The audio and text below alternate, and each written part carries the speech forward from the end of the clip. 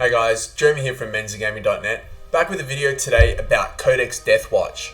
It's been a while since I've released a video. We've been really busy on the tournament circuit. We had TerraCon in Naracord, then we had WinterCon up in the Australian Capital Territory, and then most recently, obviously, we've had EastCon in Melbourne. We've been really busy, and but while we've been playing games, Games Workshop have been releasing content. So we've had Codex Deathwatch come out most recently, and then obviously we've also had Trader's Hate just get released, the Chaos Space Marine supplement, and Angel's Blade, the Blood Angel supplement, is about to be released as well. So there's a lot of content to catch up on and stuff to cover. There will be a lot of videos coming soon, but we will catch up. Let's have a look at Codex Deathwatch, because while obviously Deathwatch are kind of like, you'd call them like a minor faction in the fluff, they haven't been represented that much in the rules, despite how cool the idea of Deathwatch are. These kind of black-clad, secretive Marines that do these really undercover missions for the Auto Xenos, killing aliens, wherever they might be. They're a very potent force, but I don't know if people might necessarily be giving them that much attention. But there are some really interesting elements that we can look at with the Deathwatch. And I've gone and bought a bunch of Deathwatch models because I think they're awesome. And I think that it's interesting. I think it's possible that they can be competitive at the top level. I think it's a bit too soon to say. I don't know if anybody's really tried them out. Maybe they do need allies and to function as allies. But what we're going to do here is a fully fledged Codex review for Deathwatch. We won't be kind of considering allies too much, because there are people out there that are going to want to be able to kind of play them as their main faction, and they want to know how they can play Deathwatch, just as Deathwatch. So to start with, it's obviously that what makes Deathwatch who they are the veterans. They're basic veteran Marines drawn from chapters from around the Imperium, and as far as I'm concerned in the rules, it's the veterans that define the Deathwatch as well. So whether they're part of a kill team or just taken as a troop's choice in a CAD, it's the veterans that really will pull their weight for the Deathwatch. So I'm going to spend the first part of the video, part one of this series, looking exclusively at the veterans, their stat line, their unit entry, their weapon options, maybe how to use them a little bit, a bit of Tactica. Then in video 2, I'm going to look at all the other units, new units, and formations. So things like the HQ options, the unit entries for Terminators, Bikes, Vanguard veterans, as well as obviously the kill teams themselves, the formations, and the Corvus Black Star, the new Deathwatch flyer. And then in video 3, I have written a list. I've written it with kind of like an ITC mindset, and I will go through that list and the choices, the reasons why I chose that list. It does come in at 10 community comp credits, so it's very viable in that context, and it could also quite easily be shaved down to about a 7 or 8 comp list as well. So we will go through all of those kind of elements from the very cornerstone of the Deathwatch, the veterans, all the way to the list writing process. So let's get started. Let's have a look at the unit entry for veterans. And I have actually scanned my codex for ease of access here. We've got the codex. So let's have a look at just kind of go into it. I won't spend too long looking at this kind of unit entry, but let's just look at it and see what we can find. So obviously we can see that they are kind of your standard Space Marine veterans. They've got the standard Space Marine veteran stat line, 2 attacks, leadership 9. We do have the deficit that these particular Marines don't have. They've got close combat weapons, but they don't have bolt pistols. Normally it's the other way around. Normally veterans have a bolt pistol, but no close combat weapon. So these guys, when they assault, they can't shoot their pistols on the way in, which is, obviously a deficit. It also means that if you give them a close combat weapon, like a power sword or a power axe, they won't get a bonus attack for having a bolt pistol. So that's a little bit of a deficit for these particular veterans. Then we kind of look at all their options. They've got a massive slew of options here. They can take any member can upgrade their ranged weapon to a special ranged weapon. They can also all upgrade their combat weapon to a special combat weapon, power sword, power fist. They can take up to 4 heavy weapons, and they've got a special heavy weapons list that we will go and have a look at what their heavy weapons are. They can upgrade 1 veteran to a black shield, which is a special veteran that we will discuss his rule in a second as well. And they can take heavy thunderhammers, a new weapon. They've also got a special rule called Mission Tactics, and I will kind of briefly go through Mission Tactics now because it applies to all the Deathwatch, but of course, veterans being the most prominent members will obviously get a lot of benefit. So mission tactics are kind of at the start. It applies to all the Deathwatch in your army, and at the start of the game, you pick an enemy unit type, and by unit type, I mean HQ troops, heavy support, elites, fast attack. You choose one of those, and all the models with mission tactics in your army get rerolls to hit of 1 in shooting and close combat against that unit type. So if you're versing, say, a Tau army that's got a Riptide wing and they've got 5 Riptides in their army, you can say, okay, I really need to kill those Riptides. They're an elite's choice, so my mission tactics I'm going to target elites, which means you're going to get those rerolls. So that's really good. And that also, the rerolling ones, the ability to get reroll ones, makes units with Gets Hot better. Obviously, things like plasma guns and the Vengeance rounds for their special issue ammunition get benefit from that access to reroll ones. And it's worth mentioning that your mission tactics can be changed at the start of a turn if you have certain requirements, such as a Watchmaster, if you have a special relic, if you rolled up the Warlord trait. So there are ways to do it. Now, special ammo is not something that's particularly new. I mean, people that are familiar with Sternguard know about special ammo, but I will just quickly go through them because it is interesting to reinforce it. So we've got 4 types of special ammo. The first type, they all fire through your bolt gun. The first type gives your bolt gun ignores cover. The second type gives your bolt gun poison 2+. The third type, the Kraken bolt, gives your bolt gun an additional 6 inches of range.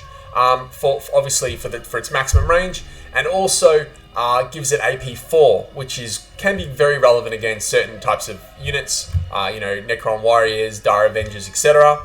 And then you've got the Vengeance round. When it becomes AP 3, it loses range, so it goes down to 18-inch max range, becomes AP 3, and also gets hot.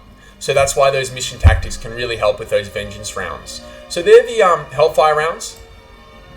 What else do we have? We've got, I did mention that they can all take Storm Shields, which is a very, very important kind of, very important element that they have that I will discuss a little bit in a second. So what I will go now is go back to my notes, and we'll start going through the different aspects of the veterans. So obviously that special ammo makes them very versatile. It makes them, gives them the ability to tackle monstrous creatures, MEQ stuff, Marines with 3-up saves, Immortals, Necron Immortals, things like that. And, also, it can extend their range as well, or give them ignores cover. If you're versing something that's got a Jinx save or a rerollable Jinx save, you can shoot them with ignores cover. So that's all very, very important.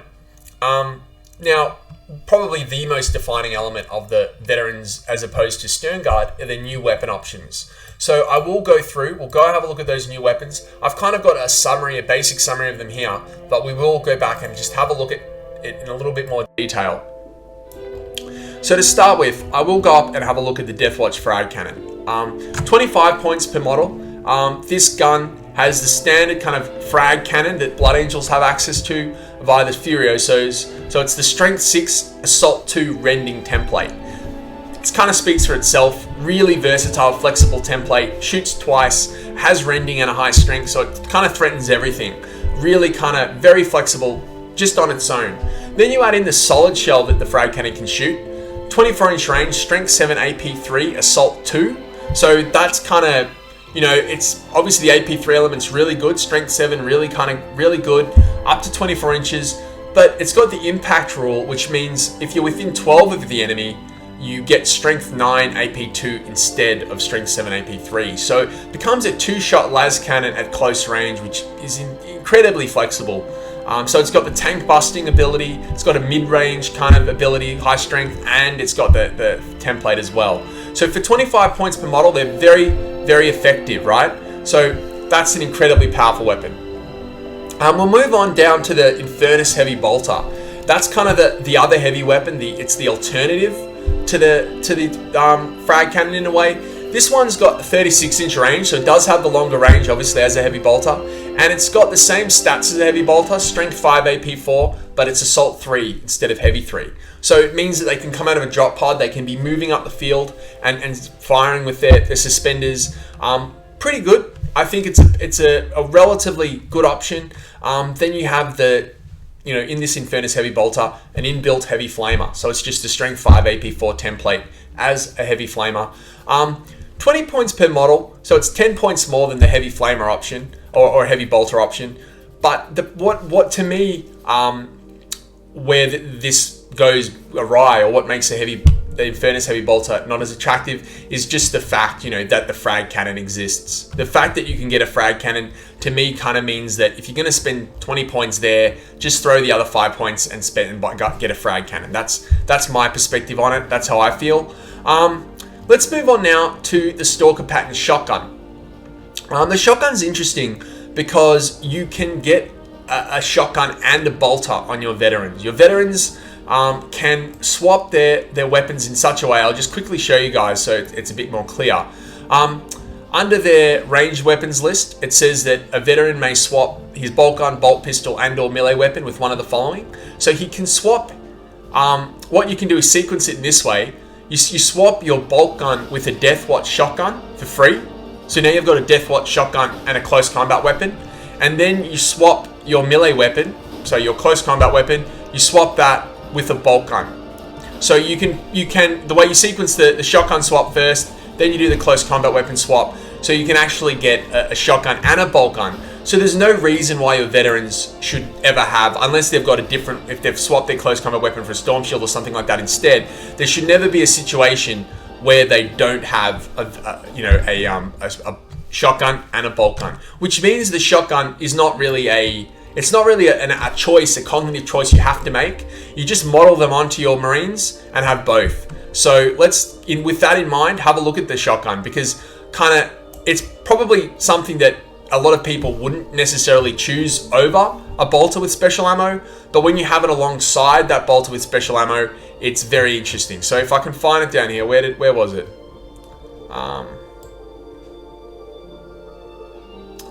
It's definitely here somewhere.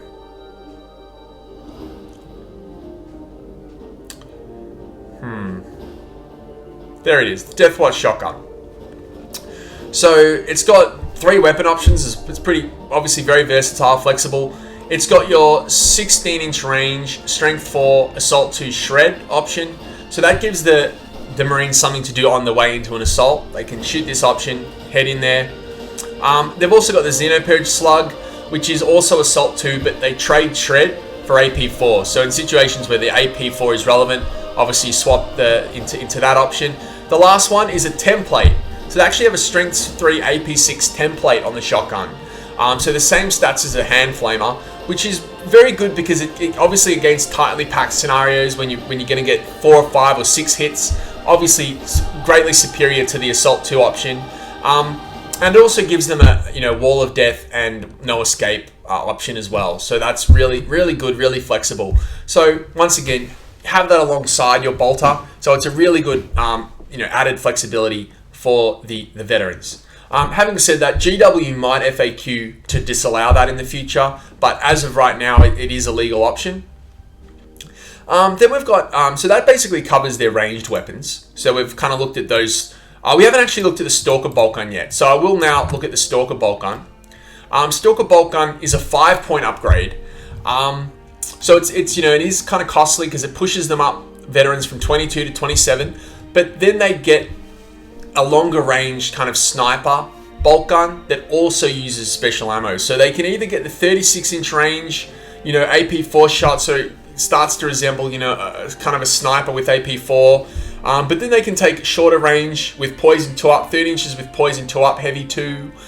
They can take the Ignor's cover at 30 inches or the Vengeance AP3 rounds at 24 inches. So they're all heavy 2, which means that you're shooting twice to kind of offset the fact that they're expensive. But I feel that with these kind of veterans, with Deathwatch, you're going to want them to be, regardless of whether you're taking them in a kill team or just on their own, you're going to want them to be aggressive, really threatening at short range, utilizing their presence as kind of Marine stat lines rather than kind of sitting backfield. So I feel like if you want to play like a really backfield defensive army, I feel like playing just with Space Marine Scouts is probably better, or not even Space Marines. So I think that the Stalker Pattern Bolt Gun is just a little bit overcosted for what it's doing. I think if it was 2 or 3 points per model, it might be more viable, but at 5 points, it's pretty expensive, and at the end of the day, they're just Marines. So I think that the two options here that are a little bit miss, they haven't quite got there, are these options here. So I'm going to color them in red, just to kind of signify that I don't think that they're super great. So we've got the Stalker Boltgun as well. Obviously the Frag Cannon and the Shotgun, really good options. Then we've got the Heavy Thunder Hammer. I don't need to go into that because that's just a Strength 10 two-handed hammer. It's pretty good. Obviously it's only on a 2-attack model, but the Strength 10 makes it is a very kind of interesting level to be at. So for 30 points per model, if you are going to buy a Power Fist for 25 points, I feel like spending 5 points more and getting the Strength 10 probably is worth it, but it is a very expensive upgrade for what are quite short-range shooting units. Then we have the Xenophase Blade. This is another 25-point weapon. This 25-point weapon, the Thunderhammer's 30, but this one is an AP3 power sword. So just a power sword that forces successful invulnerable saves to be re-rolled. It can only be taken on the Sergeant in the unit, so you can only have one per unit, and I don't know how I feel about it. I think that it's not that often that you're going to be running into invulnerable saves that you really need to be re-rolled. Most things that have invulns will very often have 2-up saves anyway, so I don't know how much I like it, but it's interesting. It is a cool option. Now we move to Black Shields. The Black Shields are and basically we know what Black Shields are in the fluff. They're kind of Marines that have renounced their allegiance to their home chapter. Maybe their home chapter's gone turned traitor. Maybe it's it's perished and they're the last surviving member. Maybe they've come to the warp and they're actually from one of the pre-heresy legions that did end up turning heretics. So they are covering up their history to continue to serve the Imperium. Whoever they might be, Black Shields do have rules represented in the unit entry. So they're basically, you can just upgrade one. So you can upgrade one veteran to a Black Shield. And because he becomes a Black Shield, he no longer gets any of the options that are specific to veterans. So he can't, for example, upgrade to a Heavy Thunder Hammer because a veteran has to. But he does get access to the melee and ranged list, so he can take a normal Thunder Hammer or a Power Fist or whatever. He does get a rule called Atonement Through Honor, and basically what that rule does is if your Black Shield is engaged in a combat where he's outnumbered, like his friendly models are outnumbered, or he's in against an independent character, a monstrous creature, or a vehicle.